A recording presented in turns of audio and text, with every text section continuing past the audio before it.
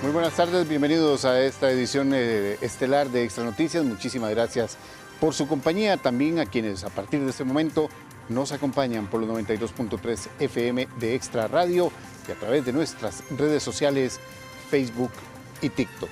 Vamos de inmediato con el detalle de las noticias.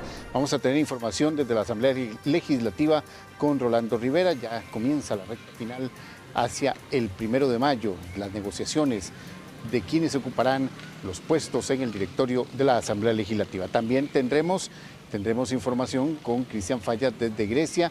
Hoy las erupciones del volcán Poás provocaron una movilización por parte de los cuerpos de socorro para atender a una escuela ubicada en la parte alta de ese cantón.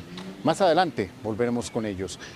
Antes de continuar con las informaciones en vivo, vamos a otras noticias porque el OIJ indaga la muerte de un hombre en calle Boquerón, en Atenas, cuyo caso comenzó con una llamada al 911 por parte de los vecinos que escucharon varios disparos. Este caso habría iniciado como un caso de presunta violencia doméstica que incluyó que los policías dispararan a las llantas del carro del sospechoso, quien poco después falleció. Un hombre de apellidos Nájera Valverde, de 36 años, falleció al recibir un impacto de bala en su cuerpo la noche de este domingo en calle Boquerón de Atenas, en Alajuela. Según la versión del organismo de investigación judicial, recibieron una llamada por una aparente violencia doméstica, donde vecinos reportaron supuestos disparos. Al abordaje de la escena por parte de personal de Fuerza Pública, el OIJ explicó que al parecer Nájera ingresó al vehículo, huyó de la escena e intentó atropellar a los oficiales. Agregaron que esto provocó que usaran sus armas de reglamento, disparando contra el suelo y los neumáticos del vehículo. Posterior a ello, manifestaron que a unos cuantos metros escucharon una detonación y la colisión contra una caja metálica del ICE. Los oficiales se acercaron al automotor y encontraron al masculino fallecido.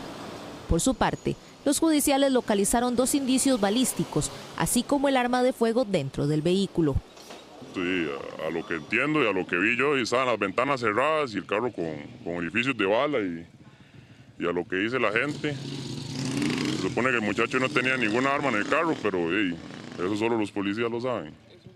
De ahí sí, porque es algo muy extraño y se muere una persona saliendo de la casa. Se supone que el muchacho tiene 3 orificios de bala en el pecho y para mí me parece bastante extraño. Después de un golpe de esos que pegó el carro, y encontrar usted un arma y autodispararse por una pelea que acaba de tener en la casa, y imagínese. Y la verdad, yo a veces voy a tirarme la noche ahí sentado con los amigos, a escuchar música, lugares. Yo sé que a veces a uno la gente le incomoda y todo, pero ni siquiera son ellos los que viven ahí y llegan de una vez pegando gritos y hágame el favor y lo que yo diga y punto, le meto un balazo, hasta eso se han dejado decir. Y imagínense, a nosotros quién nos protege, la policía. Ante la sospecha de los vecinos, Extra Noticias consultó por la apertura de un proceso contra los oficiales. Esa persona, una vez que llegó a tratar de amenazar a la expareja, que si no volvía con él, y él se iba a eliminar, se autoeliminar. Después de que llega la fuerza pública, en lugar de arranca el vehículo a alta velocidad, se escuchan unas detonaciones dentro del carro, el carro colisiona contra un objeto fijo y posterior a ese evento se coordina la fuerza pública, en el lugar coordina la Cruz Roja. La Cruz Roja lo determina fallecido con un impacto de arma de fuego, y como resultado esta persona fallece ahí. El previo análisis que hicieron, el preliminar del sitio, se presume que la situación fue un suicidio, o sea que la persona se autoeliminó. No hubo intercambio de disparos ni nada con la fuerza pública. Intentamos conversar con los allegados de Nájera, pero expresaron no estar en condiciones para hacerlo.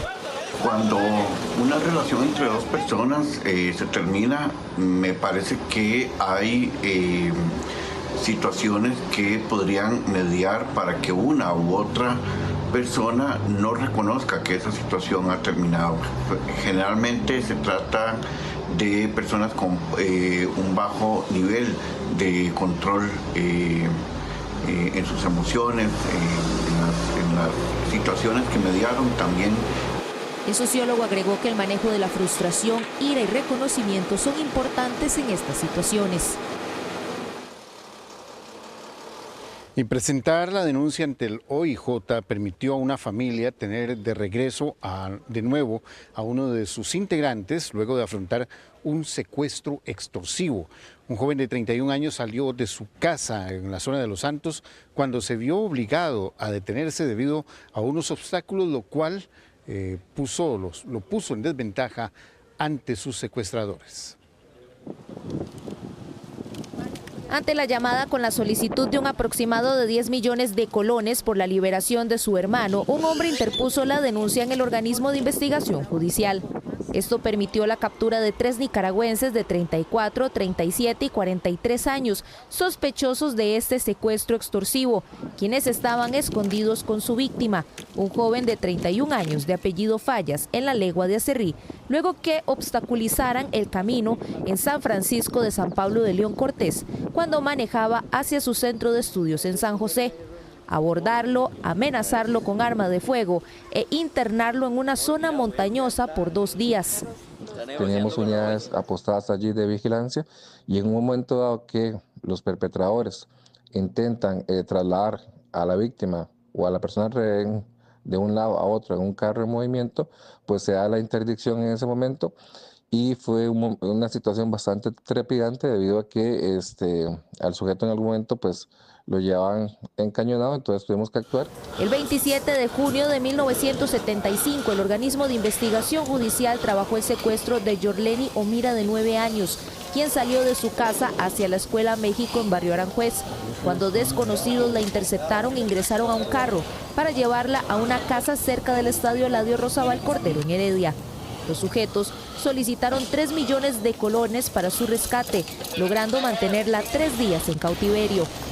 Muchos de estos casos se solucionan de diferentes formas, ya sea porque la policía interviene inmediatamente, hace la captura de los sujetos, como pasa en estas circunstancias. También se puede dar de que la persona se libere y se fugue de los captores, y también cuando las personas empiezan a negociar, los familiares empiezan a negociar con las personas que tienen secuestrada a esta persona, y se da también con el apoyo del organismo de investigación judicial, de los negociadores. Tras la investigación es que se realizan las capturas. Según explica el criminólogo, en relación con otros delitos, el secuestro extorsivo tiene una incidencia baja, pero esto no significa que no exista la cifra negra que incluye delitos que no se denuncian. 5 personas sospechosas de infracción a la ley de psicotrópicos fueron detenidas hoy como parte del resultado de 7 allanamientos que ejecutó el OIJ en Pocosí de Limón. Los 4 hombres arrestados son de apellido Martínez, de 44 años, Redondo, de 49, Valerín, de 41 y Vega, con 36 años de edad, así como una mujer identificada de apellido Granados, de 54. La acción policial se dio tras un informe confidencial sobre la aparente venta de drogas como crack, marihuana y cocaína en casas, al igual que la modalidad de entrega express. Esta es una estructura criminal asentada en el Realengo de Guapiles, en el lugar conocido como La Emilia, que tenía diferentes puntos de venta en este lugar. Todos se procedieron a allanar y además se dedicaba a la venta de drogas tipo express en el centro de este cantón. Aquí importante indicar que en el allanamiento se decomisaron algunos elementos de atención como un chaleco antibalas, un revólver 38, una escopeta y un fusil de asalto tipo M4, que es de guerra. Uno de los buques más emblemáticos perteneciente a la Guardia Costera, a los guardacostas de los Estados Unidos, está de visita en nuestro país. 8 costarricenses ya se graduaron en este cuerpo policial. Uno de ellos cuenta su experiencia y el paso por este navío que por cierto es además un trofeo de la Segunda Guerra Mundial. Son unas 1000 toneladas de puro acero que por primera vez surcan las aguas costarricenses. Atracó en Puerto Caldera para mostrar sus galas de ser uno de los pocos buques veleros aún en operación. El USG GS Eagle guarda mucha historia y ya se acerca el siglo de navegar por todo el mundo y como navío escuela del Servicio Nacional de Guardacostas de los Estados Unidos, de donde 8 ticos ya se graduaron. Sí, la experiencia de mi vida, definitivamente. O sea, hay días que vuelvo ahora que trabajo con la embajada, gracias a Dios puedo participar en proyectos como este, ayudar con la coordinación, pero siempre se queda con uno. Son probablemente los momentos más difíciles de mi vida y los momentos más lindos a la vez. El día que entras, pues vas con la familia y demás, te reciben y de una vez te separan de la familia, van, te cortan el pelo, te quitan la ropa, te dan un uniforme, te enseñan a marchar aquí un poquito, los pasos. Desfilan, un último adiós a la familia y ahí sí cierran las puertas y empiezan a gritarle, a abandonarle a uno, más que todo para enseñarle a uno a tolerar presión. Tanto por fuera como por dentro, el buque de 249 pies de largo atesora historia de la Segunda Guerra Mundial. Muy histórico esta visita. Ese barco tiene 88 años y nunca han parado en Costa Rica. Entonces estamos muy orgullosos que por fin ya tenemos una visita diplomático, pero realmente para celebrar la fortaleza que hay entre los dos servicios. El servicio de guardacostas de Costa Rica y de Estados Unidos tiene más de 25 años conjuntos, trabajando conjuntos, y este realmente es una representación de la historia larga que tienen esos dos servicios marítimos. Hicimos un recorrido de poco menos de una hora desde Caldera y hasta el muelle en Punta Arenas, recorrido que desde el aire se aprecia en todo su esplendor.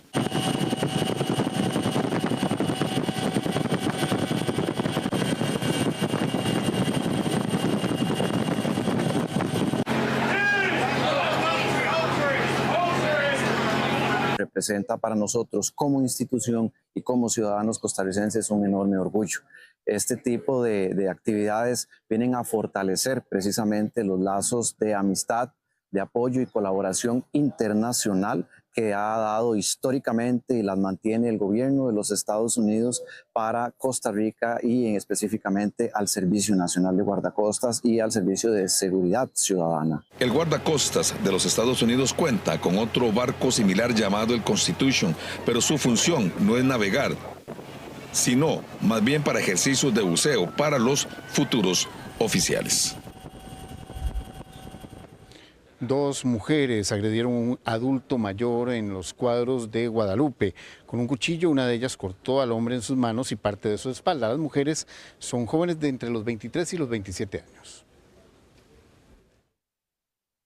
La policía detuvo a dos mujeres sospechosas de agredir a un adulto mayor dentro de su propia vivienda en los Cuadros de Purral de Guadalupe este fin de semana. Las sospechosas de apellido Sáenz, de 23 años, y Arias, de 27 años, ingresaron a la casa del hombre de 67 años. Lo golpearon. Sáenz lo hirió con una cuchilla en la mano izquierda y espalda. Hemos respondido con un recurso al lugar y abordamos un hombre de 67 años, el cual presentaba una lesión en su mano y rehusó el traslado hacia el centro. Los oficiales del Grupo de Apoyo Operacional localizaron a las sospechosas cuyas descripciones coincidían con las que brindaron los testigos en una zona conocida como El Matadero. De esa forma, Sáenz también tenía la cuchilla en sus manos. A ambas se les pasó a la fiscalía. Las mujeres que cometen delitos suelen verse inmersas en este tipo de conductas, principalmente en su gran mayoría o en un porcentaje, por afectaciones económicas, coacción por parte de terceros o por antecedentes de criminalidad en su entorno cercano. Y es que en muchos casos su participación no responde como a una naturaleza violenta, sino que es debido a circunstancias que limitan sus opciones. Sin embargo, la violencia ejercida en ciertos actos, como el uso de un arma punzocortante y la violencia, revela que la víctima reunía características que lamentablemente hicieron que estas agresoras se sintieran capaces de abordarlo de esta forma tan violenta. Estas mujeres o cualquier otra persona que cometa estos delitos podría imponérsele una sanción por el delito de agresión con arma. Hoy continúa el debate en los tribunales de San Carlos, donde se juzga a 4 oficiales de tránsito y 6 hombres más, quienes fueron detenidos por la Fiscalía y el OIJ en la Fortuna de San Carlos en diciembre del 2023. A esos oficiales se les liga a temas de presunto narcotráfico, así como otros aparentes delitos como un homicidio, falsedad ideológica y tráfico de armas. Los oficiales al parecer colaboraban con el grupo ligado a alias Diablo con escoltas de vehículos. Además advertían sobre operativos policiales y facilitaban vehículos decomisados y matrículas de estos. Se espera que para este martes el fiscal solicite una pena de 10 años de prisión contra los 10 acusados, solicite la pena contra los 10 acusados. Y aunque actualmente el consumo de fentanilo en nuestro país es relativamente bajo, las autoridades están en alerta debido al aumento de incautaciones y su potencial riesgo. Por eso, las autoridades de salud, educación y seguridad organizaron actividades para advertir e informar a los colegiales sobre los efectos letales de esta droga. Nuestro país dio un golpe clave en 2023 al desarticular una red criminal que vendía drogas sintéticas mezcladas con fentanilo, marcando un precedente regional. En el 2023 logramos decomisar más de 1.200 dosis de metanfetaminas que estaban mezcladas con fentanilo o a las cuales se les había adicionado fentanilo como uno de los componentes. Para el año 2024 realizamos otra investigación relacionada a otro grupo criminal distinto. En esta oportunidad la Policía de Control de Drogas logró el decomiso de más de 1.100 dosis de droga mezclada con fentanilo. En febrero de este año se logró el decomiso de más de 30.000 pastillas. De acuerdo a la investigación que realizó la Policía de Control de Drogas, se tienen indicios de que había una trazabilidad de esas metanfetaminas con el fentanilo.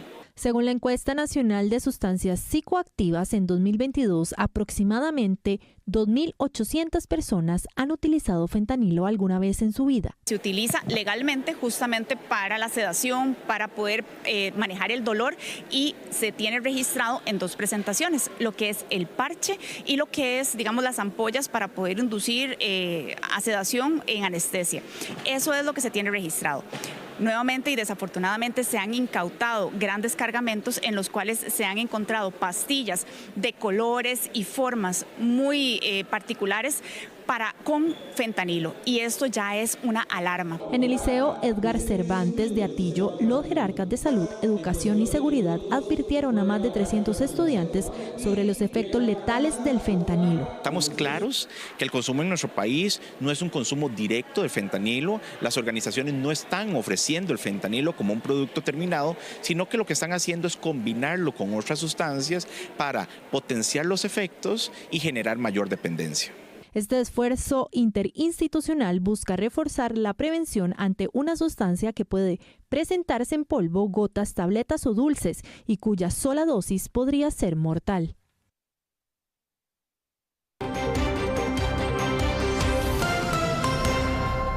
Los vecinos de Sarchí y Grecia ya llevan un mes lidiando con los efectos de la erupción, de las erupciones y de la erupción constante del volcán Poás. Mientras los vecinos de 3 zonas de San Carlos ya lo vivieron por primera vez.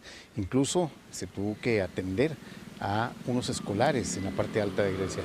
Cristian Fallas nos amplía desde Grecia. Adelante, Cristian. Buenas tardes, Paul, qué gusto saludarlos, amados televidentes. Efectivamente, ya los vecinos están hasta aquí, dicen popularmente, con esta situación del volcán Poás. Lamentablemente, así es la naturaleza. Les ha tocado a estos vecinos de esta parte del occidente del Valle Central precisamente lidiar con toda esta situación del macizo alajuelense, sobre todo por la condición del viento, que es bastante débil, y poco a poco, o son en momentos del día donde más se percibe. Nosotros estuvimos en esta comunidad del Cajón, en la parte alta de Grecia, y también una parte de Sarchí. Efectivamente, nuestro compañero Jorge López también lo percibió cuando estaba haciendo las imágenes, un fuertísimo olor. No sé exactamente cómo hacen los vecinos para estar con su día a día en estas comunidades, donde también se hizo reportes por parte de centros educativos a los cuerpos de rescate a través del servicio 911, que es lo correcto, es lo que se debe hacer, y también vienen recomendaciones de la Cruz Roja. Hay que recordar que acá se reforzó el comité, que ya hay algunas recomendaciones con los comités locales de emergencia de cómo enfrentar precisamente este comportamiento de este material volcánico sumamente fino, pero que está ahí presente. Son cuestión de estar usted 5 minutos en la parte ya abierta a estas comunidades, por ejemplo en la vía principal, y notar cómo está cayendo este material volcánico sin que estuviera en erupción precisamente. Hay que recordar que esos pulsos son prácticamente constantes ya desde el 25 de marzo, de manera tal que ya es un mes, poquito más, que los griegos y también los vecinos de Sarchí sobre todo, pero también hay reportes de otras comunidades que al día de ayer, por ejemplo, sufrieron ya por primera vez la caída de ceniza producto de esta condición del viento. Así que es importante estar atentos y atentas porque en cualquier momento nos toca a cualquiera de nosotros vivir esta situación.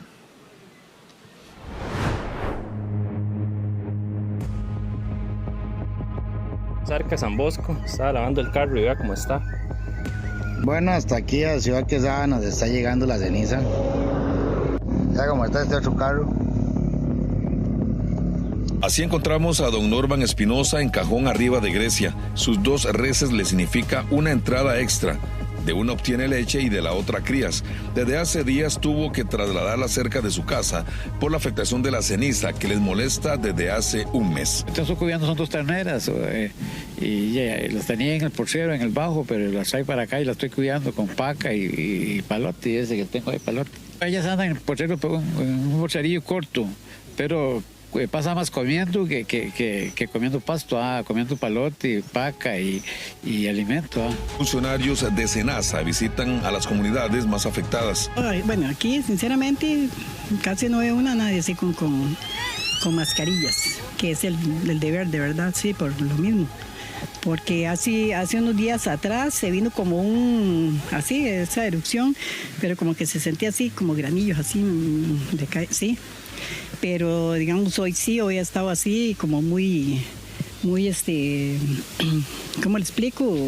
Con mucha ceniza está hoy, botando mucha ceniza. En el inicio de semana hubo 3 reportes a servicio de emergencia 911 de parte de centros educativos de la parte alta de Grecia y también de Sarchí. Al final, solo el susto, pero sí hubo reporte de personas afectadas con mareos y náuseas. El volcán Poás sigue en erupción, está emitiendo ceniza de manera continua toda la madrugada y hay rocas calientes que son expulsadas de vez en cuando.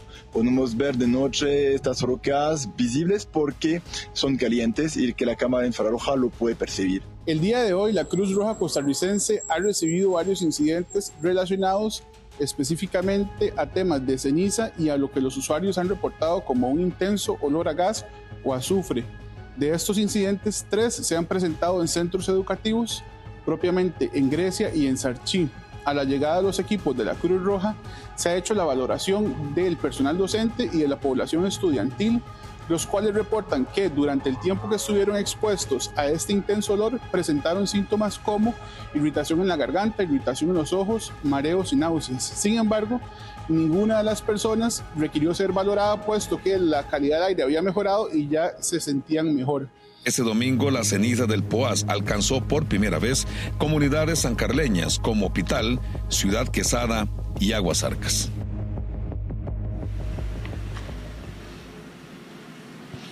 La palabra impredecible es lo que resume el comportamiento del volcán Poás, y así reconocido ya por los científicos del OPSICOR y también de la Red Sismológica Nacional, en el sentido que ellos lo tienen monitoreado, tienen los equipos, tienen que estarlo limpiando. Sin embargo, el volcán Poás en algún momento hace erupción, en otras baja un poco, pareciera que tiende, sin embargo, vuelve a levantar, y esta es la tónica, y como ustedes lo vieron, efectivamente son los vecinos de Grecia y Sarchí. Sin embargo, hay que recordar que hay otros 5 cantones en alerta amarilla, Sarchí y Grecia en alerta naranja, totalmente en rojo el Parque Nacional Volcán Poás, y como lo vimos también está llegando ya comunidades como en Aguasarcas, Pital, Ciudad Quesada, en San Carlos, también en Palmares, en Belén, en San Ramón, en Atenas, en la parte alta de Zarcero, de manera tal que en cualquier momento puede ocurrir esto, y esas son las recomendaciones para que usted esté atento. De momento, Paul, estimado televidente, la información que les tenemos acá desde el sector de Grecia, el informe de Cristian Falla Vidal, Extra Noticias. Gracias, Cristian.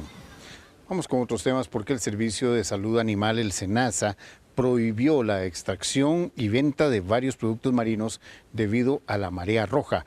La medida sanitaria aplica en la zona entre la Playa Herradura y la desembocadura del río Guasimal en Punta Arenas. Si usted es de las personas que comen moluscos como pianguas, mejillones y ostras, preste mucha atención.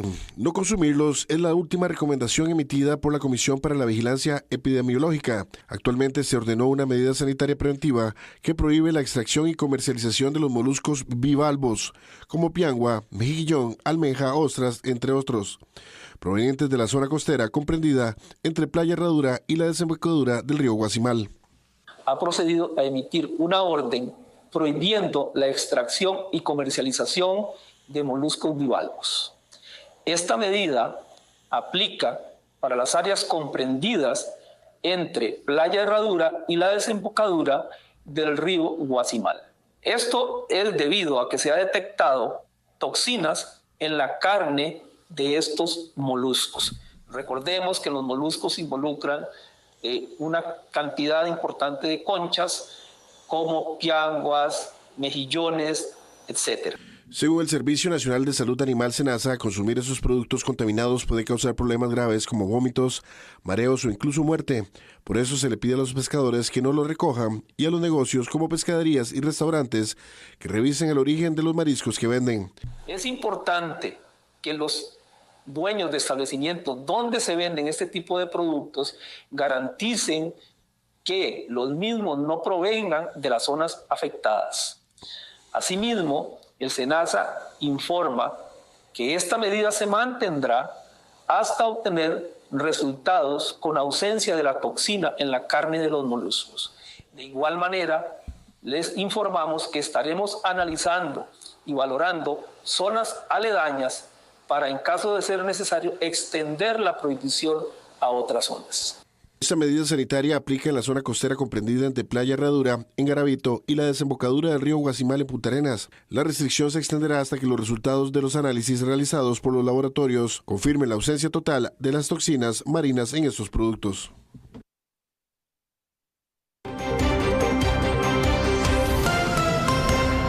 Hoy se dio inicio a la orden de inicio a la construcción de un nuevo puente entre San Isidro del General y Dominical de Osa. La inversión es de 1.800 millones de colones y los trabajos durarán un año. La siguiente es una nota que preparó Carmen Picado de TV Sur de Pérez Celedón. Una longitud de 60 metros, a doble vía y una acera peatonal de 1.20 metros. Estas son las medidas del nuevo puente que se espera construir a la altura de La Palma en la Ruta Nacional 243, entre San Isidro de El General y Dominical en Osa. La estructura tendrá una inversión de 1.800 millones de colones. La orden de inicio comenzó este 28 de abril y como parte de los trabajos iniciales se tendrá la reubicación del puente Bailey. El cierre total para esos trabajos será por un periodo aproximado de 3 semanas y está programado tentativamente para finales de mayo o inicios de junio de este año. Durante este primer mes, la empresa contratada realizará labores previas como trabajos de topografía, reubicación de servicios como postes de luz y otros, y preparación logística de la obra. Me parece perfecto. Sí. Es una estructura más grande y hasta con pasos peatonales. Más vía para los dos lados, pienso yo. ¿Hace falta? Sí, claro. Además, la Municipalidad de Pérez Celedón tendrá que realizar trabajos en la ruta alterna por el sector de La Palma, Rosario de Pacuar, con el fin de mejorar sus condiciones de tránsito, ya que será utilizada mientras se realiza la reubicación del puente Bailey en la ruta nacional. Lo que va a ser el traslado de vehículos articulados, ese sí no se va a permitir, porque las rutas alternas no cuentan con las condiciones, y también estamos gestionando algunas acciones para poder mejorar las rutas alternas en algunos sentidos, principalmente en lo que son radios de giros. Por ahí va a haber que hacer un acondicionamiento principalmente de lo que es la ruta que va, ruta nacional hacia el sector del Rosario. En octubre del 2017, tras el paso de la tormenta tropical Ney, la estructura que existía colapsó, por lo que el MOPCONAVI colocó un puente Bailey que ha estado ahí durante muchos años. Bueno, los expertos llaman a la calma ante el comportamiento en los rendimientos del régimen obligatorio de pensiones, que conocemos como el ROP. Ellos advierten que trasladarse de operador en este momento más bien materializaría las pérdidas. Esto debido a que en las recientes semanas se reporta un comportamiento a la baja en dichos rendimientos y la tendencia se atribuye a la inestabilidad generalizada de los mercados financieros internacionales. Según consideran los especialistas, quienes enfatizan además en la importancia de mantener la perspectiva a largo plazo con respecto a la rentabilidad. De igual manera es relevante que las personas que se acerquen a su operadora de pensiones para tener información clara y precisa sobre el estado de sus fondos y no dejarse llevar por cadenas de WhatsApp o por lo que dicen algunas personas. Efectivamente, no es recomendable que los costarricenses se trasladen de operadora de pensiones ante la irregularidad que hemos tenido en este último mes de marzo y abril con pérdidas de algunas operadoras. Esto por cuanto sí se podría materializar estas pérdidas. ¿Qué significa? Que a la hora de pasarse, se pasa uno con el rendimiento que en ese momento tiene nuestro ROP y podría conllevar también pasar con esas pérdidas correspondientes.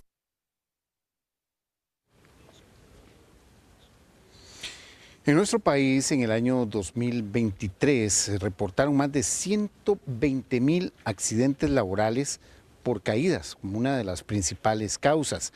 La construcción y la agricultura son los sectores más afectados. Nuestra compañera Milagro Torres nos amplía. Milagro. Muy buenas noches. Este Día de la Salud y Seguridad en el Trabajo llama a que los empleados y también los trabajadores hagan conciencia sobre esos equipos de protección personal que deben de utilizar en sus trabajos dependiendo de lo que realicen y también de los cuidados que deben de tener. Pero vamos a ver la siguiente información y vamos a iniciar con esto, porque ¿cuáles fueron esos accidentes que más se registraron? Pues bueno, sin clasificar, 36.861 casos. De estos, golpes contra objetos móviles registraron 15.760 casos. Las caídas al mismo nivel, 12.247 casos. Y las caídas a diferente nivel, estas son las que llamamos alturas, hablamos 11.595 casos. Esto hablamos según los datos del Consejo de Seguridad y de Salud Ocupacional de Costa Rica. Pero ¿cuáles fueron los accidentes y cuál fue ese registro general? Podemos ver la siguiente pantalla donde se destacan que fueron alrededor de 120.000 los accidentes laborales que se registraron a nivel general, esto para el 2023. Eso quiere decir que hubo más de 5.000 registros o denuncias de accidentes laborales, más que en el 2022, para un total de 126 fallecidos, un 11% más que en el 2022. Pero vamos a ver la siguiente información, donde destacamos esas caídas. ¿Por qué se dan las caídas y por qué este es uno de los accidentes laborales más frecuentes? Veámoslo a continuación. Costa Rica registró más de 120.000 accidentes laborales en 2023.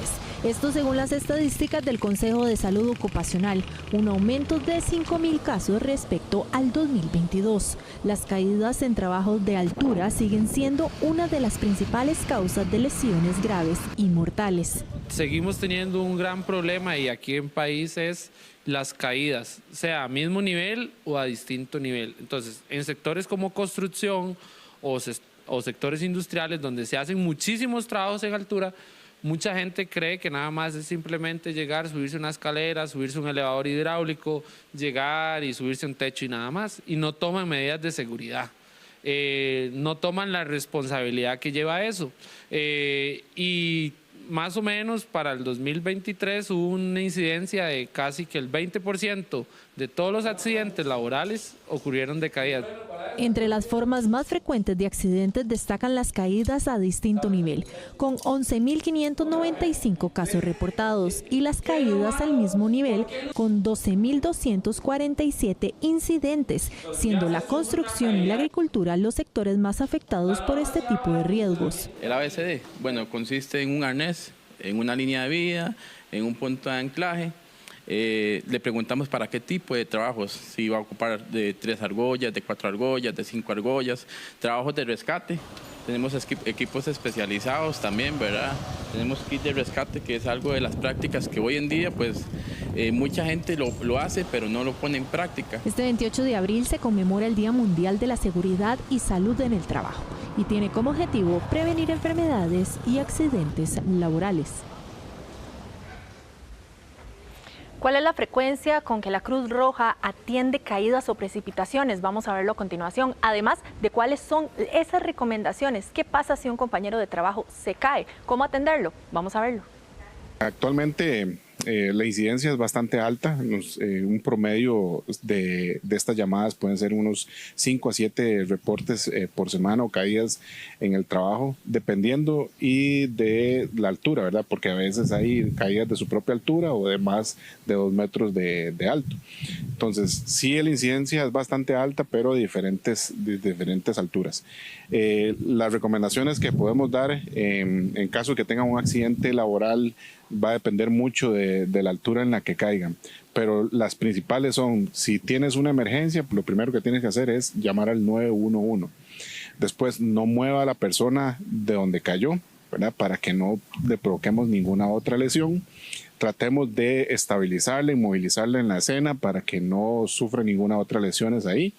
Esperemos a los cuerpos de socorro y tengamos un plan de emergencias para la salida o respuesta en caso de que tengamos una emergencia laboral. Recuerden que los trabajadores tienen derecho a estar protegidos en el trabajo y también a ser atendidos en caso de tener algún accidente laboral. Y los patronos deben de cumplir con aquellas regulaciones que destacan en el Consejo de Salud Ocupacional y deben de hacerlas cumplir también. Este fue un reporte de Milagro Torres. Volvemos con más.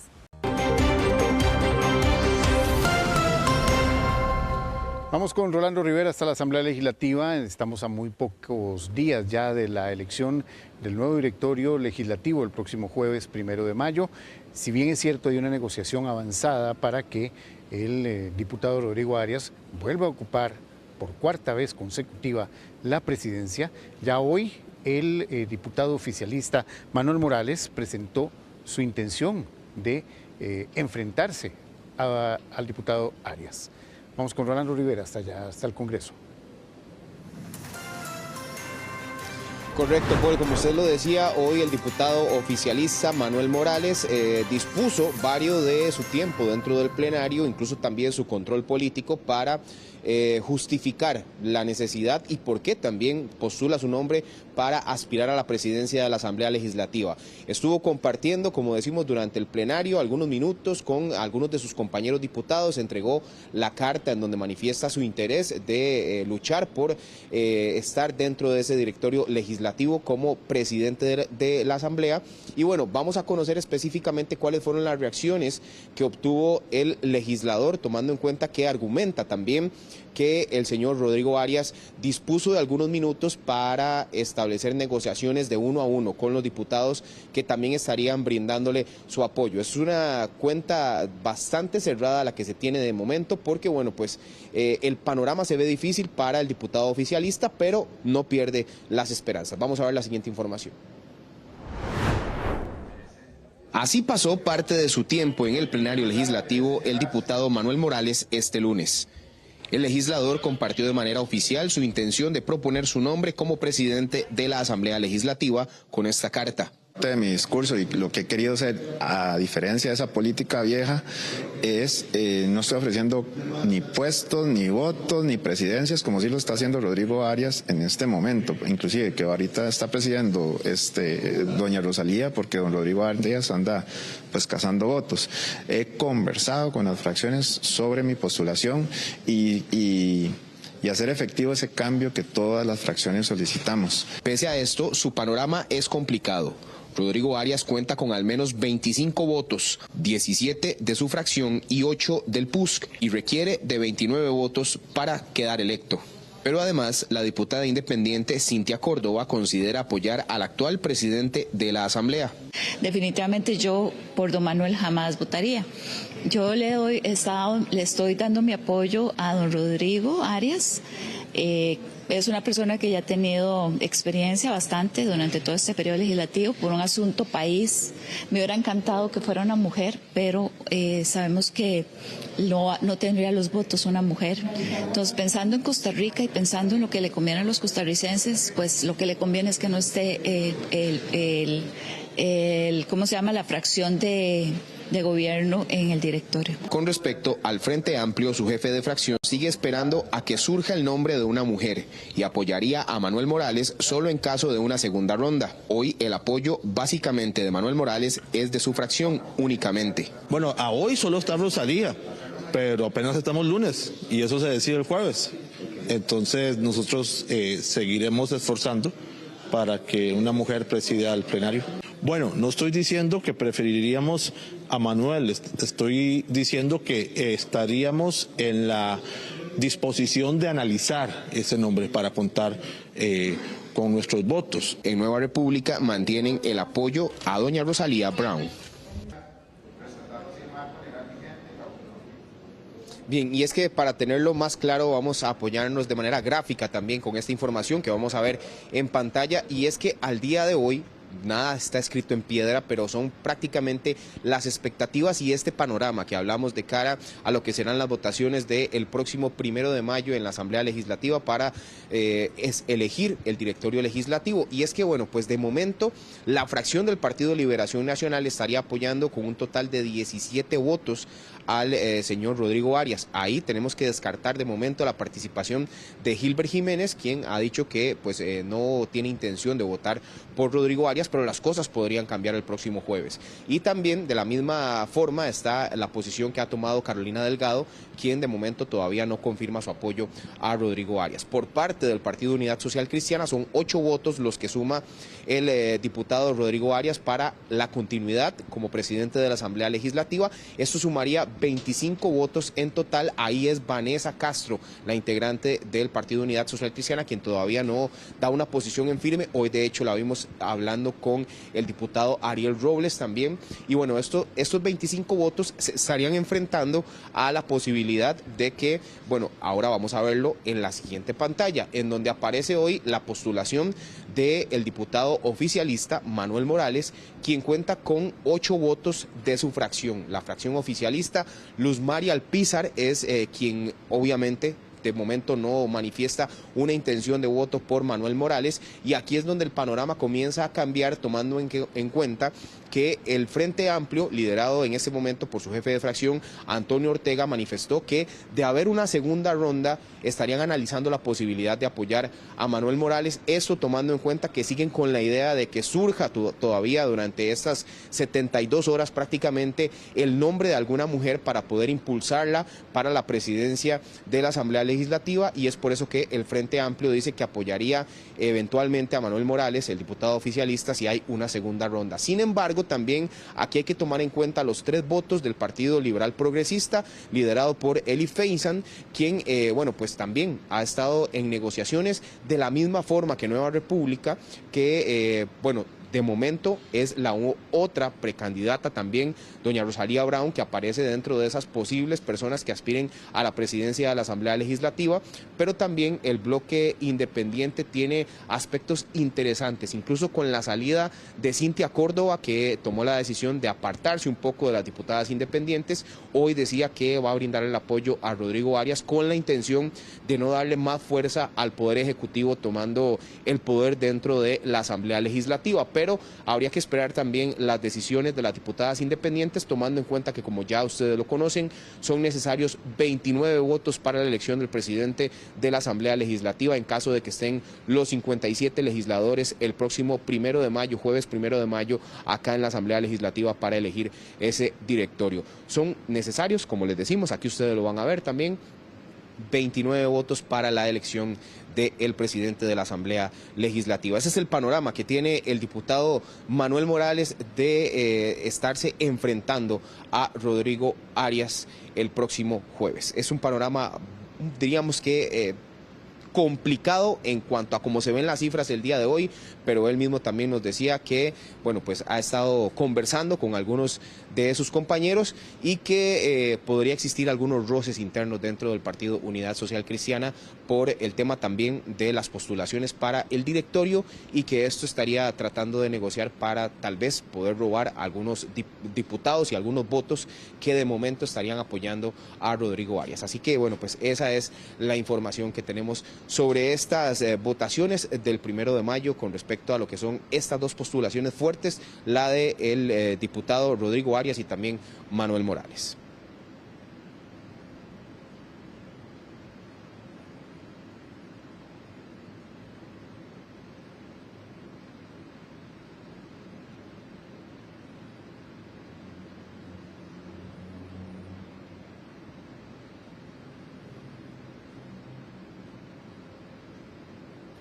Bueno, y en otras de las informaciones también que se generaron el día de hoy en la Asamblea Legislativa, hoy se dio la aprobación en primer debate de lo que se podría conocer como el Convenio 190 de la Organización Internacional del Trabajo, que lo que busca es eliminar la violencia y el acoso laboral dentro de los espacios de trabajo a nivel nacional. ¿Esto por qué tiene importancia? Bueno, porque pese a que ya existe una ley a nivel nacional y está reglamentado por el Código de Trabajo de eliminar el acoso laboral, bueno, pues este convenio a nivel internacional vendría a sobreponerse incluso a las reglas del país y daría todavía más respaldo a los trabajadores nacionales. Ahora, eso sí, el único inconveniente que podría tener la aprobación de esta ley, que se acogería al convenio internacional, es que tendrá que ser el Poder Ejecutivo el que lo convoque durante la sesión de sesiones extraordinarias. Vamos a escuchar precisamente las palabras de la diputada Priscila Vindas del Frente Amplio, quien impulsa esta iniciativa. Eso es importante dado que los convenios internacionales tienen una potestad supraconstitucional, lo cual significa que viene a dar un rango superior a nuestra constitución política para garantizar que los espacios de trabajo en Costa Rica sean libres de acoso. Así que esperamos que este proyecto llegue a buen puerto y que el Poder Ejecutivo convoque este importantísimo proyecto en las próximas sesiones extraordinarias.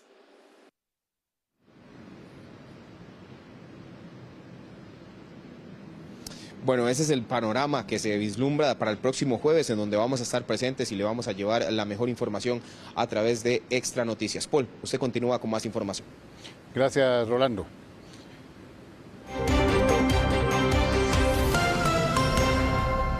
Continúa el malestar entre los vecinos de la Unión de Cartago por las extensas filas en la farmacia de la nueva, y por dicha nueva, de la nueva clínica de la localidad. Por eso hoy se manifestaron frente a este centro médico. Costa Rica registró más de 120.000 accidentes laborales en 2023. Esto según las estadísticas del Consejo de Salud Ocupacional, un aumento de 5.000 casos respecto al 2022. Las caídas en trabajos de altura siguen siendo una de las principales causas de lesiones graves y mortales.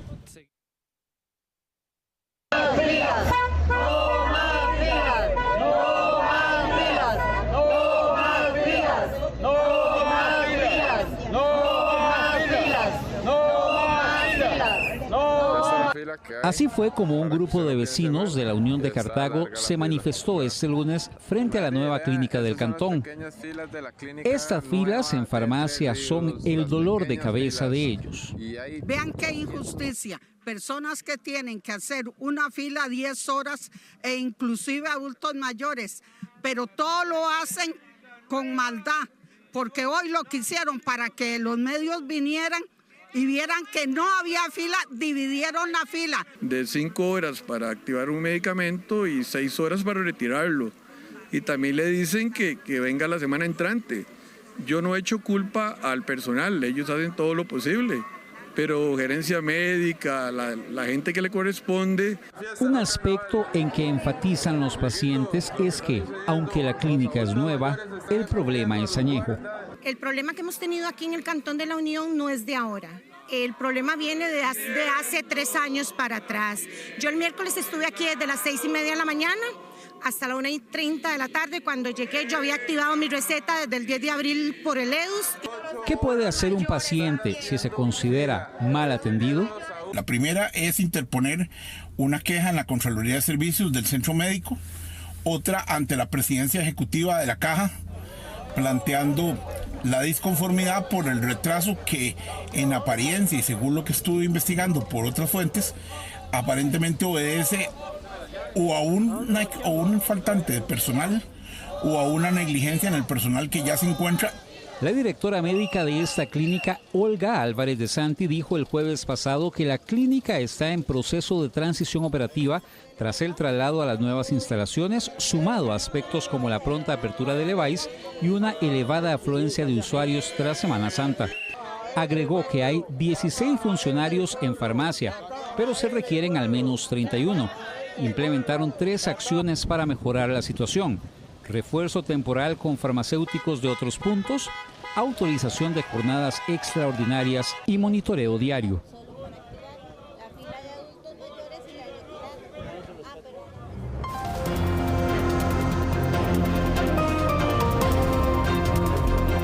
Extra Noticias Voz Comunal. Envíanos tu denuncia, videos o fotografías y una breve explicación. Escríbenos por WhatsApp al 7070-4212.